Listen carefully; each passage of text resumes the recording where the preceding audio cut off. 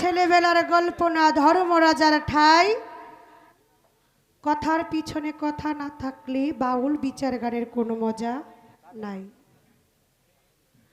মানে আজকের কমিটি যারা পালন করতেছেন, কমিটির দায়িত্ব, তারা অনেক চালাক মানুষ।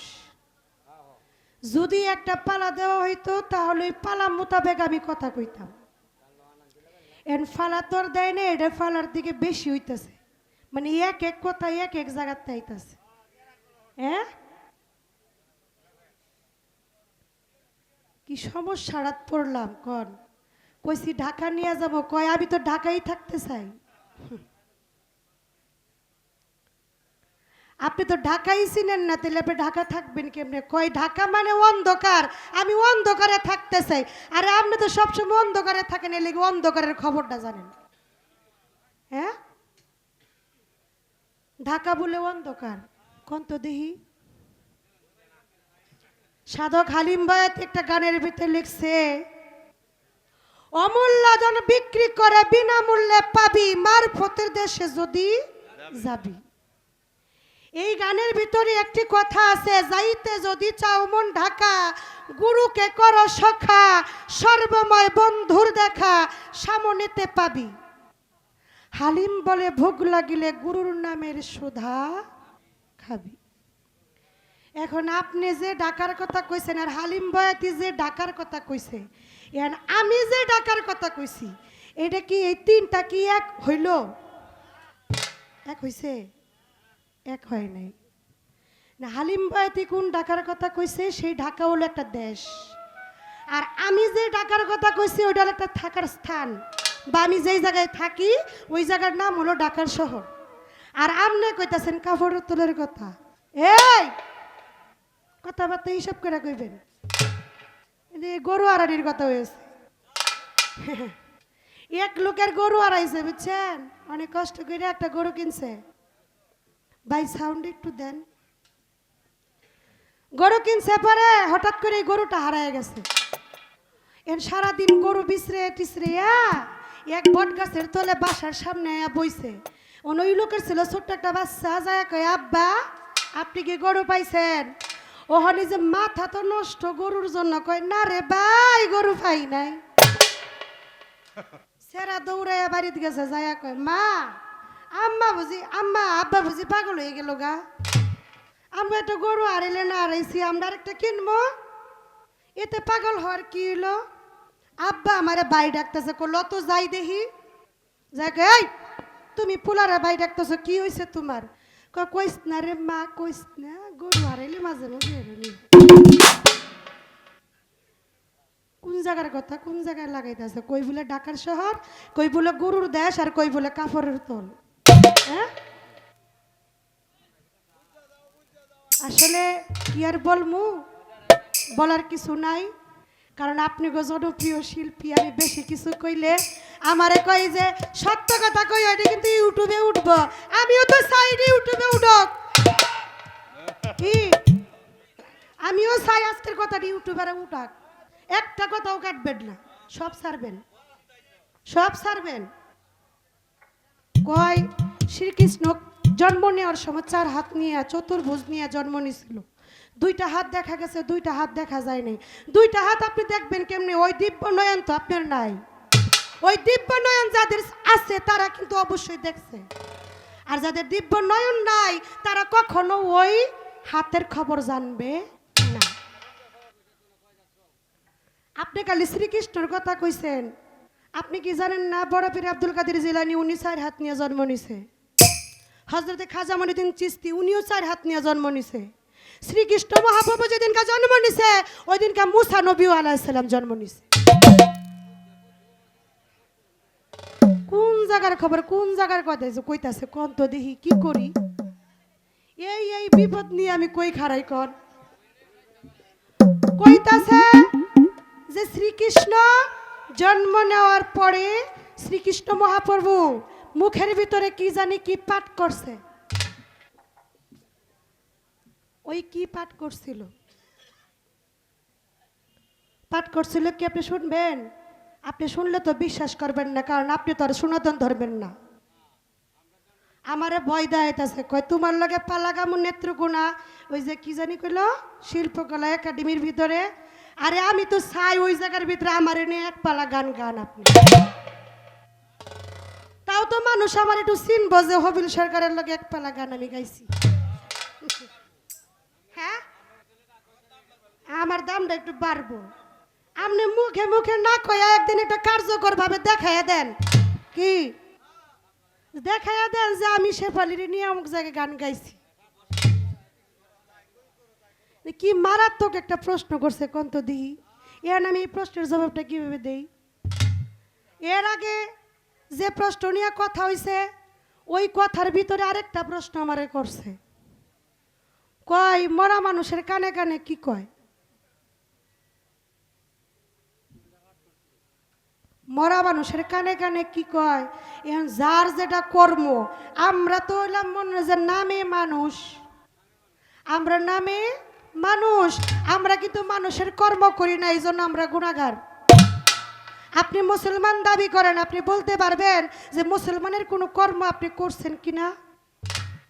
না, যার যেটা কর্ম। আজকে হবিল সরকার এখানে দাঁড়ায় গান গাইতেছে, এইখানে যদি আমি এই আমাদের এই যে পিয়াস বাইরে খাড়া করাই দিই এই যে এই গদিটার ভিতরে, এটা কি সম্ভব ওনার জায়গায় গান গাইতে পারবো? সম্ভব না। যার যেটা কর্ম সে সেই কর্ম নিয়েই ব্যস্ত থাকে। বলতেছে যে এই ঠাকুরে মরা মানুষের কানে কানে কি কয়? এটা তো সবাই জানে, যখন মরা মানুষ নিয়ে যায় শ্মশানে তখন তো হরে কৃষ্ণ কৃষ্ণ কৃষ্ণ হরে হরে, হরে রাম রাম রাম হরে হরে। কেন শুনো নাম 32 অক্ষর না? আপনি একটু আগে কইলেন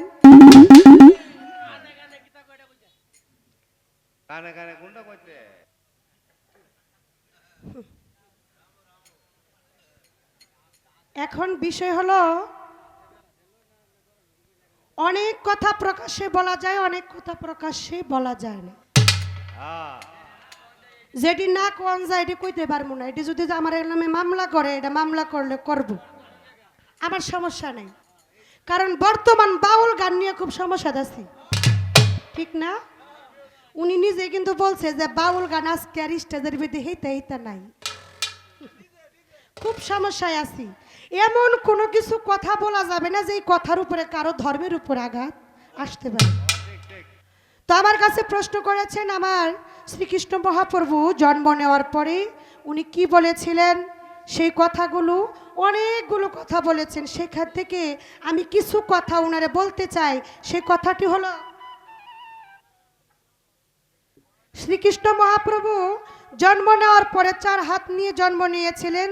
2 হাত ছিল তার, অবশিষ্ট মানুষে দেখেছে 2 হাত দেখতে পান নাই। যাদের জ্ঞান চক্ষু আছে তারা অবশ্যই 2 হাত দেখেছে এবং 4 হাত সহ তারা দেখতে পেয়েছে। তিনি কি বলেছিল মুখে মুখে? অমৃত নব সম্ভ, অমৃত নব তব বিষ্টা এবং কৃষ্ণ তব। ছোট্ট করে একটা কথাই আমি বললাম, পুরাটা আর করলাম না। এটা হলো বাইবেলের ভিতরে আছে, আপনি যদি খুঁজতে পারেন তাহলে বাইবেলের ভিতরে আপনি এতটুকু কথাই পাবেন। তার পিছনে আরও কথা আছে, আমি সব কথা আপনাদের বলতে পারবো না, কারণ আমি এত কিছু জানি না। শর্ট করে আমি জবাব দিলাম। এখন আমার যে এত বড় বড় প্রশ্ন জিগাইতেছে, আমি কি কিছু জিগাবো না? হ্যাঁ হ্যাঁ, আপনার এত বড় প্রশ্ন জিগাবো না, আপনার ছোট্ট একটা প্রশ্ন জিগাবো। এখন এটা হইলো যেহেতু পালা দেয় না, পালা ছাড়া বড় পালা হইতেছে, আমি ছোট্ট করে একটা কথা জিগাবো। আপনি যে হবিল সরকার ওই যে পরিচয় দিলেন যে আমি এই গ্রামে নেত্রকোনা থেকে হাইটা হাইটা এসা গান করছি, আর টাকা বাঁচানোর জন্য অনেক জায়গায় হাইটা হাইটা গেছি, যে 200-250 টাকাও যদি আমি বাড়িতে নিয়ে যাইতে পারি। আপনি যতটুক বাউল জগতে দুধ খাইছেন এতটুক পানিও আমি শেফালি আজ পর্যন্ত খাই নাই। আমি কিন্তু আগেই বলছি যে যারা গানকে সাধনা করে তাদেরকে আমি বলি বাউল সাধক হবিল সরকার, এটা কিন্তু আমি আগে বলছিলাম। তো আপনি যে সাধনা করছেন আপনার বিষয়াদিটা আমি কিছুটা হলেও জানি, যেহেতু আমি আপনার দেশের মানুষ, আপনার কাছে এই ছোট্টবারে একটি কথা জানার ইচ্ছা। আপনি বলবেন আপনার পরিচয় কতভাবে দিলেন, হবিল সাহেব, হবিল সরকার, হবিল্লা, মানে এইভাবে তো আর আমি কইতে পারবো না, এটা আমার বেদবি না, মানে উনি যেইভাবে বললো আরই আমার একটু জানার বিষয়। আপনি বলবেন আপনি এই যে এত সুন্দর একটা দেহ, আপনি পুরাটাই মনে করেন যে নামধারী একজন হবিল সরকার, ঠিক না? আজকে আমার একটু দেখাই দিবেন যে আপনি হবিল সরকারটা কোন জায়গাটা, কোন জায়গাটা হবিল সরকার, এটা একটু দেখাই দিবেন, আমি দেখতে চাই। আর যদি না দেখাইতে পারেন তাহলে পরের স্টেজে খবর আছে। কি আপনি ওই যে উইটা ওই যে টাং ফাং করেন না, কিন্তু অন্য শিল্পীদের মতো করেন না, একটু ভদ্রভাবে একটু ভালোভাবে আমাকে যেন সহি সালামত একটু বুঝাইয়েন, যাতে আপনার কাছ থেকে আমি এই জবাবটা নিয়ে যেন শিখতে পারি। আপনারা যে মানুষ, আপনাদেরও তো নাম আছে না? আপনারা যদি এই প্রশ্নের জবাবটা শুনেন তাহলে আপনারাও বুঝতে পারবেন যে অমুকের নাম হলো ইসলামউদ্দিন, অমুকের নাম হলো হলুদ মিয়া সাহেব, অমুকের নাম হলো সাইফুল ভাই, অমুকের নাম হলো করিম ভাই, অমুকের নাম হলো এই আমাদের পিয়াস ভাই।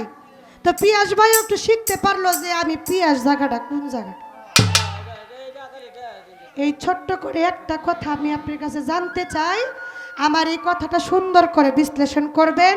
আমি গানে যাওয়ার আগে সব কথা শেষ করছি, এখন শুধু গান গামো, গান গায়ে বই পড়ব।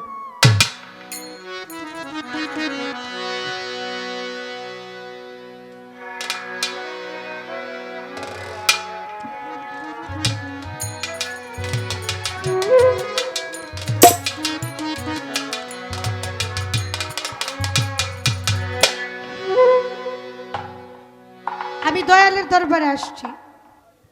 শাহ আলী বাবা, শাহ আলী বাবার অনেক ভক্ত এখানে আছে।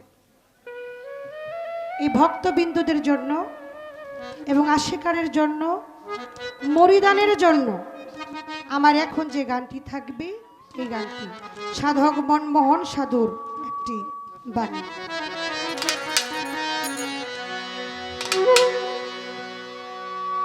আমি চাই না বেহেশত, চাই না দুজক, আমি চাই শুধু তোমারে।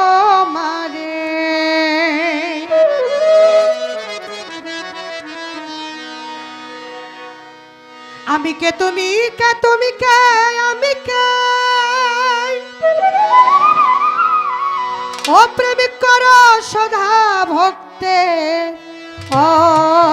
অন্তরে।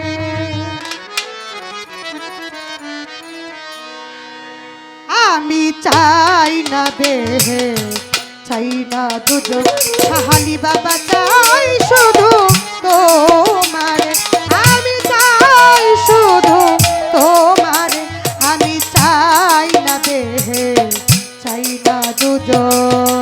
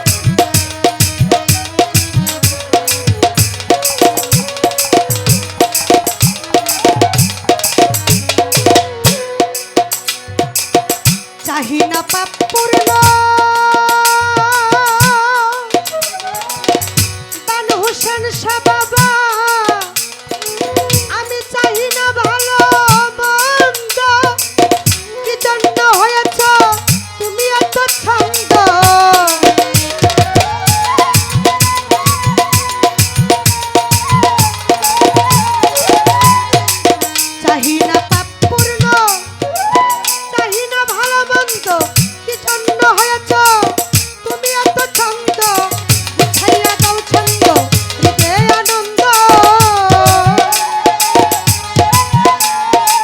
বুঝাইয়া দাও ছন্দ হৃদয়ে আনন্দ, আমায় দিয়ে প্রেমানন্দ ভরে, আমায় দিয়ে প্রেমানন্দ ভরে, আমি চাই না দুধে, চাই না দুধ, আমি চাই শুধু তোমারে, আমি চাই শুধু তোমারে, আমি চাই না দুধে, চাই না দুধ।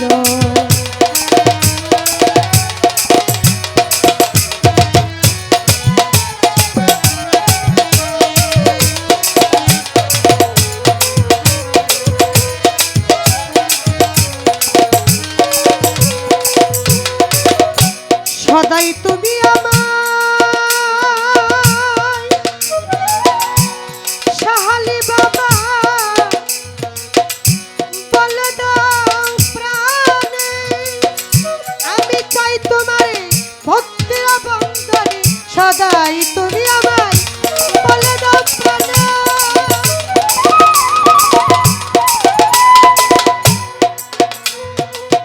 আমি চাই তোমারে ভক্তির বন্ধনে, হৃদয়ে বেঁধে রাখি প্রাণ ভরে দেখি,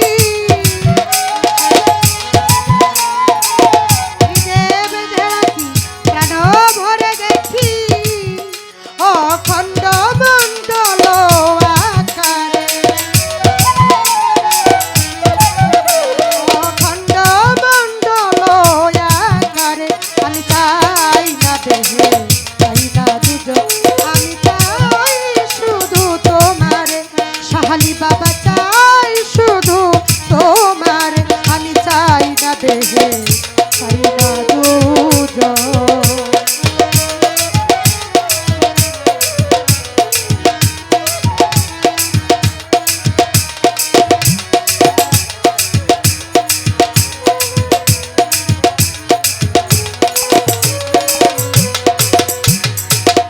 চাহি না পাপ পূর্ণ, দয়াল আমি চাহি না ভালো মন্দ, কি জন্য হয়েছ তুমি এত ছন্দ, চাহি না পাপ পূর্ণ,